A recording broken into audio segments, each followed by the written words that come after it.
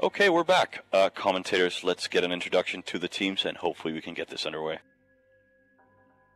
Absolutely, we have the second match of the third day of Alliance Tournament 8, Interstellar Alcohol Conglomerate, ISC versus Soldiers of Thunderstorm.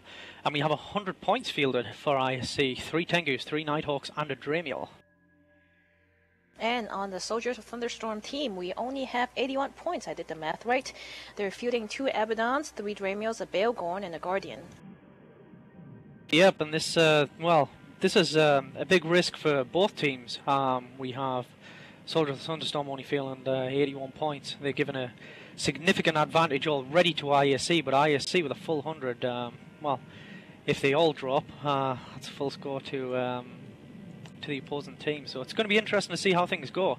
The loadouts are very different, very entertaining, and the ranges that they've come in at are very significant. We have the whole of the ISC team in at a long range in their Tengus and Nighthawks, and we have the Abaddons and the Baelgorn of the Soldiers of Thunderstorm team in at 0, and they look to be beam fitted, so this could get very ugly for ISC.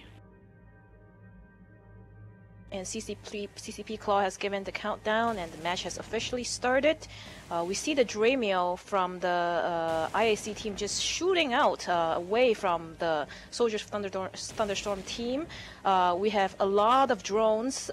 We can see here they're probably mostly Vespa EC drones, which are medium jamming drones here, just flying from Soldiers of Thunderstorm's team towards the IAC team. I think this would be most likely going to land on some of their Nighthawks and perhaps some of their logistics pilots in the Tengus. One of the Nighthawks from the IAC team is starting to take about half shield damage, which is rather significant for a Nighthawk, and so it might be only a few more minutes until he actually goes down and it's completely shut down. Yeah, we can see there the ISC team immediately target painting light drones straight away onto that Guardian of the Soldiers Thunderstorm team. He's at half armor already and he's taken an absolute battering with advanced heavy missiles. He's heavily target painted by 2 of the Tengus. We can also see we have the 2 Abaddons of the ISC team, of the Soldiers of Thunderstorm team, sorry, absolutely pounding into one of the Nighthawks of ISC. Yeah, so the Nighthawk is actually starting to take armor damage, and he's going down really, really fast. I think he's gonna just, explode anytime soon. The Guardian from the Soldiers of Thunderstorm team is taking very, very heavy damage. He's actually into about 40% armor. I don't see any repping going on by himself, so he might just be capped out or some other, he might be nosed and so on, just jammed, simply jammed. It looks as if he's at least double webbed. He's been target painted 3 times, 3 separate target painters on him there, so they stack quite heavily. He's just taking a pounding with heavy missiles, that Guardian. We're going to lose him soon, and he is more than likely the linchpin of that setup for Soldiers of Thunderstorm. The 2 Abaddons and the Baelgorn, probably buffer tank, not going to survive too long against the onslaught of heavy missiles if these guys can keep their shield-based ships alive long enough. Yeah, that Guardian has actually just gone down, leaving behind just 3 battleships and 3 Dramiels for the Soldiers of Thunderstorm team, as one of the Dramiels is starting to take heavy shield damage and starting to bleed into armor, and the Nighthawk, one of the Nighthawks from IAC team has actually just gone down in a flash. Yeah, it's going to be interesting to see how this plays out. We've got another Dramiel. We've got a Dramiel there for Soldiers Thunderstorm team, looking a bit sketchy. Well, looks like we're going to lose him soon. No logistics on the part of the Soldiers Thunderstorm team now, so it's pretty much just a matter of time before they're worn down if they can't get these Tengus and Nighthawks off the field. Yeah, the Tengu is a strategic cruiser and can actually field a lot of different kinds of subsystems. Although I think for the IAC team, it's for now it's basically the same subsystem. It seems. Not sure if they have any logistics abilities, but they're not taking much damage right now. I think they're trying to stay away from the heavy damage dealing Abaddon and the Baelgorn.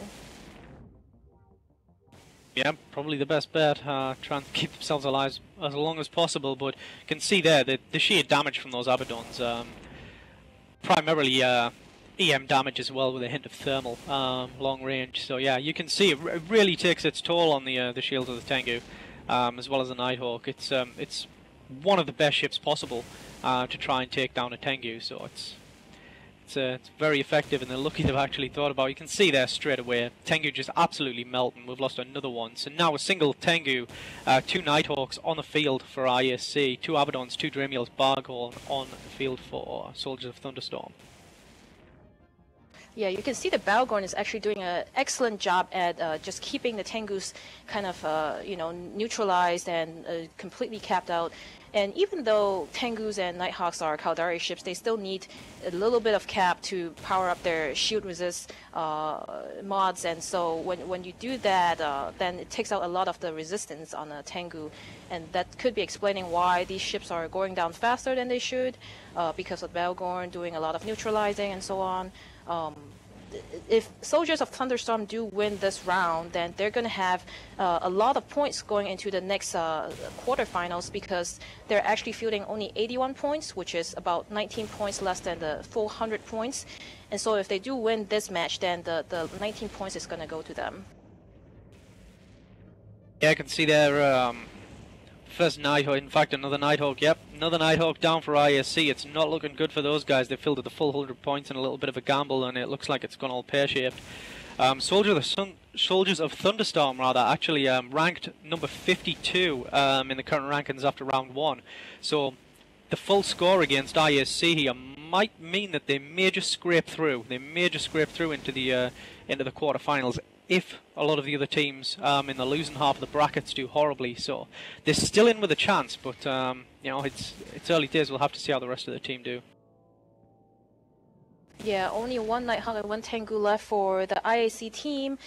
Seems like they're heavily surrounded by Vespa ECM drones, and so they probably cannot even fire the weapons right now, as the Tengu starts to run into deep shields and about to bleed into armor.